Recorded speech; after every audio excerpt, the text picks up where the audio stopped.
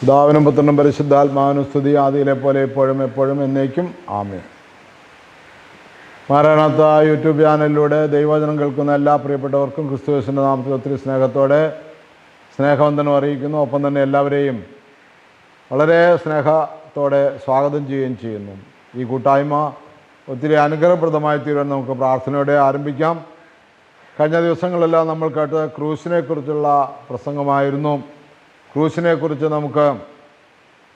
ക്രൂശിലൂടെ നമുക്ക് ഒരുപാട് അനുഗ്രഹങ്ങൾ ദൈവം നമുക്ക് നൽകുന്നു. നമുക്ക് അടയാളമാണ് നാം ദൈവമക്കളെ തിരിച്ചറിയുന്നത്. ക്രൂശിനെ സ്നേഹിക്കുന്നത് വഴിയാണെന്ന് നമ്മൾ തിരിച്ചറിഞ്ഞു.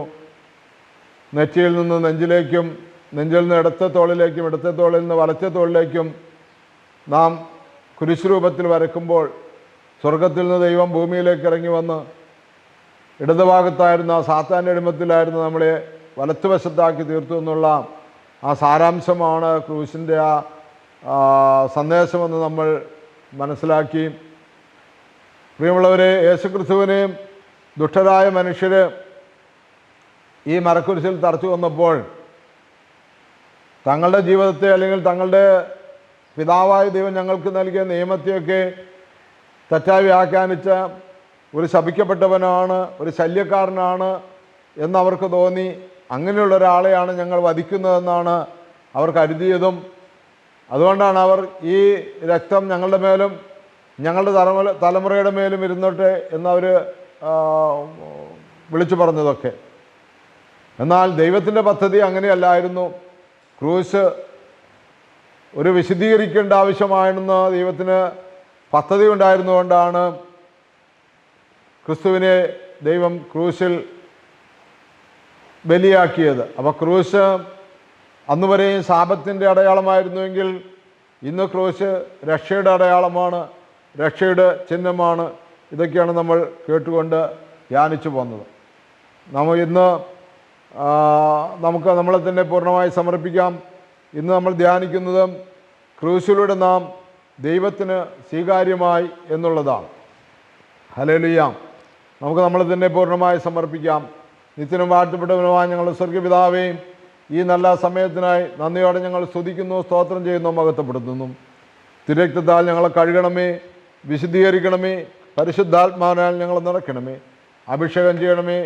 ക്രൂശിൻ്റെ വചനം നശിച്ചു പോകുന്നവർക്ക് ഭോഷത്വവും എന്നാൽ രക്ഷിക്കപ്പെടുന്ന നമുക്ക് അത് ശക്തിയുമാണെന്ന് പൗലോസ് അപ്പോസ്തലൻ പറഞ്ഞ കാര്യം ഞങ്ങൾ ഓർക്കുന്നു. ഞങ്ങൾ നാശത്തിലേക്ക് പോകാതെ രക്ഷയിലേക്ക് നയിക്കത്തക്കവണ്ണം കൃപയുടെ അനുഭവമായി ഈ ധ്യാനത്തെ അവിടുന്ന് വ്യത്യാസപ്പെടുത്തണമേ എന്ന് പ്രാർത്ഥിക്കുന്നു. ഹല്ലേലൂയ. യേശുവേ നന്ദി, യേശുവേ സ്തുതി. പ്രിയമുള്ളവരെ, 2 കൊരിന്ത്യർ 5:21 നമ്മളിങ്ങനെ വായിക്കുന്നു, പാപമറിയാത്തവനെ നാം അവനിൽ ദൈവത്തിന് നീതിയാകേണ്ടതിന് നമുക്ക് വേണ്ടി പാപമാക്കി. നാം എല്ലാവരും യേശുക്രിസ്തുവിൽ ദൈവത്തിന് നീതിയുള്ളവരായി മാറേണ്ടതിന്, യേശുക്രിസ്തുവിലൂടെ എല്ലാ മനുഷ്യരും നീതീകരിക്കപ്പെട്ടവരായി മാറേണ്ടതിന് പാപമറിയാത്ത യേശുക്രിസ്തുവിനെ ദൈവം നമുക്ക് വേണ്ടി പാപമാക്കി. അപ്പോൾ യേശുവിൻ്റെ ക്രൂശിലൂടെ നാം ദൈവത്തിന് സ്വീകാര്യമായി. Hallelujah, hallelujah. അപ്പോൾ ക്രൂശിലൂടെ ദൈവത്തിന് സ്വീകാര്യമായ അനുഭവം നമുക്ക് ലഭിക്കുകയാണ്. അവിടെയാണ് നമ്മൾ തിരിച്ചറിയേണ്ടത്. ഇങ്ങനെ കുരിശ് വരയ്ക്കുന്നു എന്ന് പറയുമ്പോൾ ഈ ഒരു ഒരു സിമ്പൽ ഇങ്ങനെ കാണിക്കുകയല്ല. ഞാൻ യേശുക്രിസ്തുവിൻ്റെ ക്രൂശിലൂടെ ദൈവത്തിന് സ്വീകാര്യമായി. സ്വർഗത്തിൽ നിന്ന് ദൈവം ഭൂമിയിലേക്ക് ഇറങ്ങി വന്ന് സാത്താൻ്റെ അടിമത്തത്തിലായിരുന്ന എന്നെ ദൈവത്തിൻ്റെ വലത്ത് ഭാഗത്തേക്ക് ഇരുത്തി. അതെങ്ങനെ? യേശുക്രിസ്തുവിൻ്റെ ക്രൂശ് മരണത്തിലൂടെ. അപ്പോൾ ക്രൂശ് നമുക്കൊരു അടയാളമാകുന്നത് ക്രൂശിൽ കിടക്കുന്ന ക്രിസ്തുവിനെയാണ്. സങ്കീർത്തനം 34:5 അവങ്കലേക്ക് നോക്കിയവർ പ്രകാശിതരായി, അവരുടെ മുഖം വാടിയതുമില്ല, അവരുടെ മുഖം ലജ്ജിച്ചു പോയില്ല.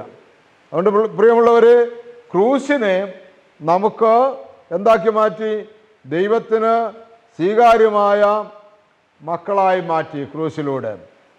വേറെ മറ്റൊന്ന് എന്താണെന്ന് ചോദിച്ചാൽ, ക്രൂശിലൂടെ നമുക്ക് പാപക്ഷമ ലഭിക്കുന്നു എന്നുള്ളതാണ്. അത് കൊലോസ്യ ലേഖനം 1-ാം അധ്യായത്തിൻ്റെ 13-14 വാക്കുകൾ നമ്മൾ വായിക്കുമ്പോൾ, നമ്മെ ഇരുട്ടിൻ്റെ അധികാരത്തിൽ നിന്ന് വിടുവിച്ച് തൻ്റെ സ്നേഹസ്വരൂപനായ പുത്രൻ്റെ രാജ്യത്തിലാക്കി വയ്ക്കുകയും ചെയ്ത പിതാവിന് സന്തോഷത്തോടെ സ്തോത്രം ചെയ്യുന്നവരാകണം. അവനിൽ നമുക്ക് പാപമോചനം എന്ന വീണ്ടെടുപ്പുണ്ട്. കൊലോസ്യർ 1:13-14. എന്താണ് നമുക്ക് ലഭിച്ചത്? ഇരുട്ടിൻ്റെ അധികാരത്തിൽ നിന്ന് പറഞ്ഞാൽ സാത്താൻ്റെ അധികാരത്തിൽ നിന്ന് വിടുവിച്ച് തൻ്റെ സ്നേഹസ്വരൂപനായ പുത്രൻ്റെ രാജ്യത്തിലാക്കി വെക്കുകയും ചെയ്ത പിതാവിന് സന്തോഷത്തോടെ സ്തോത്രം ചെയ്യുന്നവരാകണം. അവനിൽ നമുക്ക് മോചനം എന്ന വീണ്ടെടുപ്പുണ്ട്. ഇതുപോലെ തന്നെ യോഹന്നാൻ്റെ 1-ാമത്തെ ലേഖനം 2-ാം അധ്യായത്തിൻ്റെ 1-2 വാക്യങ്ങളോട് നമ്മൾ പരിശോധിക്കുമ്പോൾ, യോഹന്നാൻ്റെ 1-ാമത്തെ ലേഖനം 2-ാം അധ്യായം 1-2 വാക്യങ്ങൾ. എൻ്റെ കുഞ്ഞുമക്കളെ, നിങ്ങൾ പാപം ചെയ്യാതിരിക്കേണ്ടതിനാണ് ഞാൻ ഇവ നിങ്ങൾക്ക് എഴുതുന്നത്. എന്നാൽ ആരെങ്കിലും പാപം ചെയ്യാനിടയായാൽ തന്നെ പിതാവിൻ്റെ സന്നിധിയിൽ നമുക്കൊരു മധ്യസ്ഥനുണ്ട്, നീതിമാനായ യേശുക്രിസ്തു. അവൻ നമ്മുടെ പാപങ്ങൾക്ക് പരിഹാര ബലിയാണ്, നമ്മുടെ മാത്രമല്ല ലോകം മുഴുവൻ്റെയും പാപങ്ങൾക്ക്. അപ്പം ക്രിസ്തുവിൻ്റെ യാഗം, ക്രിസ്തുവിൻ്റെ പാപപരിഹാര ബലി നാം പാപം ചെയ്യാതിരിക്കാൻ വേണ്ടിയാണ് ഇത് എഴുതുന്നത്, വായിക്കുന്നത്, ധ്യാനിക്കുന്നതെങ്കിലും പാപം ഏതെങ്കിലും കാരണവശാൽ അറിയാതെ ചെയ്തു പോയാൽ നമുക്കൊരു മധ്യസ്ഥനുണ്ട്. നമുക്ക് നീതിമാനായ യേശുക്രിസ്തു നമ്മുടെ പാപങ്ങൾക്ക് വേണ്ടി പരിഹാര ബലിയാണ് എന്ന് യോഹന്നാൻ ശ്ലീഹ നമ്മളെ ഓർപ്പിക്കുകയാണ്. എൻ്റെ പ്രിയമുള്ളവരെ, പാപം ചെയ്യരുത് എന്നുള്ളത് നമ്മുടെ ജീവിതത്തിൽ നമ്മൾ പ്രതിജ്ഞ എടുക്കേണ്ടതാണ്. ഇനി ഏതെങ്കിലും കാരണവശാൽ തെറ്റിപ്പോയാൽ തന്നെയും വീണ്ടെടുക്കുവാൻ, നമ്മളെ ബലപ്പെടുത്തുവാൻ, ഏറ്റുപറഞ്ഞ് പാപം ഏറ്റുപറഞ്ഞ് കുമ്പസാരിച്ച് വിശുദ്ധീകരണം പ്രാപിക്കുവാൻ, നമ്മളെ ക്രിസ്തുവിൻ്റെ രക്തത്താൽ വീണ്ടും ശുദ്ധീകരിക്കാൻ യേശുക്രിസ്തുവിൻ്റെ യാഗം നമ്മുടെ മുമ്പിലുണ്ട് എന്നുള്ളത് മനസ്സിലാക്കിയിരിക്കണമെന്ന് യോഹന്നാൻ ശ്ലീഹ നമ്മളെ ഓർപ്പിക്കുകയാണ്. യൂദാസിൻ്റെ അന്ത്യം പോലെ നമുക്കൊരിക്കലും ഉണ്ടാകരുത്. യൂദാസിനോട് തെറ്റ് തിരുത്തി കൊടുക്കാൻ കർത്താവ് പല രീതിയിലും ശ്രമിച്ചു. അതൊന്നും അവൻ സ്വീകരിച്ചില്ല. 2-3 വട്ടം അവൻ്റെ പ്രവൃത്തിയെക്കുറിച്ച് യേശു അവന് വെളിപ്പെടുത്തി കൊടുത്താണ്. ഇന്നൊരാൾ നമ്മുടെ കൂട്ടത്തിലൊരാൾ എന്നെ ഒറ്റിക്കൊടുക്കും എന്ന് പറഞ്ഞതാണ്. ആരാണ് കർത്താവ് എന്ന് ചോദിച്ചപ്പോൾ താലത്തിൽ നിന്ന് കൈമുക്കുന്നവനെന്ന് പറഞ്ഞു. രണ്ടാമത് യേശു പറഞ്ഞു, സ്നേഹിത, ചുംബനം കൊണ്ടാണോ ഒറ്റിക്കൊടുക്കുന്നത് എന്ന് ചോദിച്ചു. ഇതൊന്നും അവനെ ക്രിസ്തുവിൻ്റെ സ്നേഹത്തിലേക്ക് അടുപ്പിച്ചില്ല. മറിച്ച് അവൻ ദ്രവ്യാഗ്രഹത്തിലേക്ക് പോവുകയും നാശം സംഭവിച്ചു എന്ന് കണ്ടപ്പോൾ, താൻ പ്രതീക്ഷിച്ചതുപോലെ കാര്യങ്ങൾ നീങ്ങിയില്ല എന്ന് കണ്ടപ്പോൾ, അവൻ ഗുരുവിനെ ഒറ്റിയതിൻ്റെ പേരിൽ അവൻ നിരാശനായി കെട്ടിത്തൂങ്ങുകയും ചെയ്തു. ഇത് നമ്മൾ ഓർത്തിരുന്നോളണം. നമ്മുടെ കർത്താവ് നാം എത്ര വലിയ പാപം ചെയ്താലും പാപം ചെയ്യില്ല എന്ന് തീരുമാനിക്കണം. പാപ സാഹചര്യങ്ങൾ ഒഴിവായി ജീവിക്കണം. ഇനി അത്രമാത്രം പൈശാചിക ബന്ധനത്തിൽപ്പെട്ട് പാപാവസ്ഥയിൽ വീണുപോയി എന്നുള്ളത് സത്യമായിരിക്കും തന്നെ.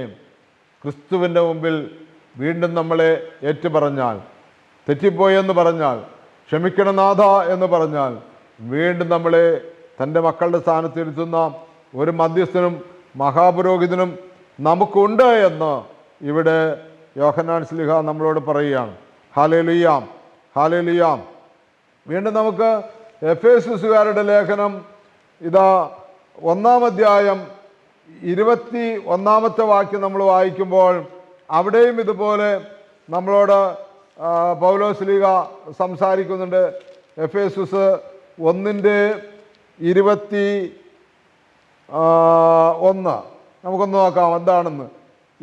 അങ്ങനെ ഈ യുഗത്തിലും വരാനിരിക്കുന്ന യുഗത്തിലും എല്ലാ അധികാരങ്ങൾക്കും ശക്തികൾക്കും പ്രഭുത്വങ്ങൾക്കും അറിയപ്പെടുന്ന എല്ലാ നാമങ്ങൾക്കും ഉപരി അവനെ ഉപവിഷ്ടനാക്കി.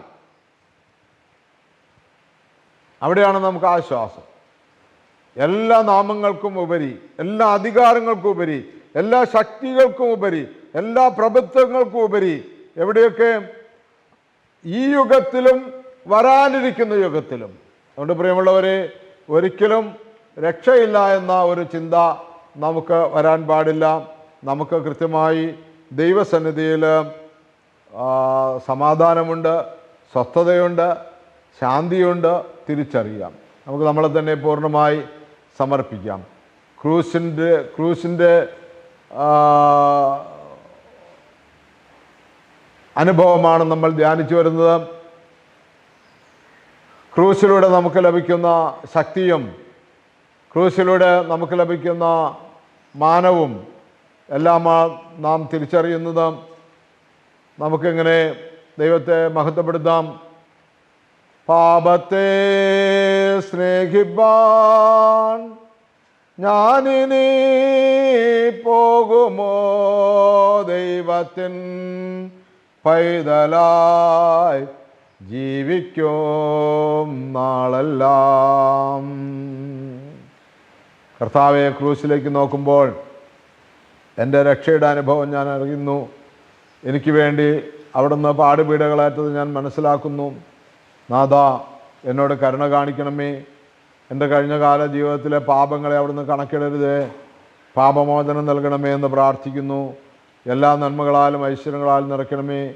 നിത്യം പിതാവും പുത്രനും പരിശുദ്ധാത്മാവുമായ സർവേശ്വര കർത്താവേ, പാപമറിയാത്തവനെയും നാം അവനിൽ ദൈവത്തിന് നീതിയാകേണ്ടതിന് നമുക്ക് വേണ്ടി പാപമാക്കിയെന്ന് പൗലോസ് ലീഗ കൊരിന്ത്യലേഖനം 2-ാം ലേഖനം 5:21 ഞങ്ങളോട് സംസാരിക്കുമ്പോൾ, കർത്താവെ, ഞങ്ങളുടെ പാപത്തിന് പരിഹാരമായി യേശുക്രിസ്തുവിൻ്റെ പാടുപീഡകളെ ഓർക്കുന്നു. ഞങ്ങൾ ഇനിയും അവനെ ക്രൂശിക്കാൻ കൊണ്ടുപോകാതെ ക്രൂശിൽ നിന്ന് ഞങ്ങൾക്ക് ലഭിച്ച രക്ഷ സ്വായത്തമാക്കി പാപമില്ലാതെ ജീവിക്കുവാൻ കൃപ നൽകണമേ. ഞങ്ങൾ പ്രതിജ്ഞ ചെയ്യുന്നു, പാപമില്ലാതെ ജീവിക്കാൻ, ക്രിസ്തുവിനോട് കൂടെ ജീവിക്കാൻ തയ്യാറാണെന്ന് ഏറ്റുപറയുന്നു. എല്ലാ നന്മകളും എല്ലാ വരങ്ങളും ഐശ്വര്യങ്ങളും ഞങ്ങൾക്ക് നൽകുന്നതിനായി സ്തോത്രം. യേശുവിൻ്റെ പരിശുദ്ധ നാമത്തിൽ ചോദിക്കുന്നു. കൃപയുടെ കേട്ടുത്തരം തരുമാറാകണമേ. ആമീൻ. പ്രിയമുള്ളവരെ, ഈ വചനങ്ങളൊക്കെയും അനേകർക്ക് കിട്ടുവാൻ തക്കവണ്ണം, മനസ്സിലാക്കുവാൻ തക്കവണ്ണം, അനേകർ ഈ വചനമനുസരിച്ച് ജീവിക്കുവാൻ തക്കവണ്ണം നിങ്ങളുടെ പ്രാർത്ഥനയിൽ ഓർക്കണമേ എന്ന് നിങ്ങളെ അറിയിക്കുന്നു. ഒത്തിരി സ്നേഹത്തോടെ, ഒത്തിരി വിനയത്തോടെ എല്ലാവരെയും ഒരിക്കൽ കൂടെ ഇതിൻ്റെ പ്രേക്ഷിതരായി ക്ഷണിക്കുകയും ചെയ്യുന്നു. ദൈവത്തിൻ്റെ അതിപരിശുദ്ധ നാമം മാത്രം മഹത്വപ്പെടുമാറാകട്ടെ.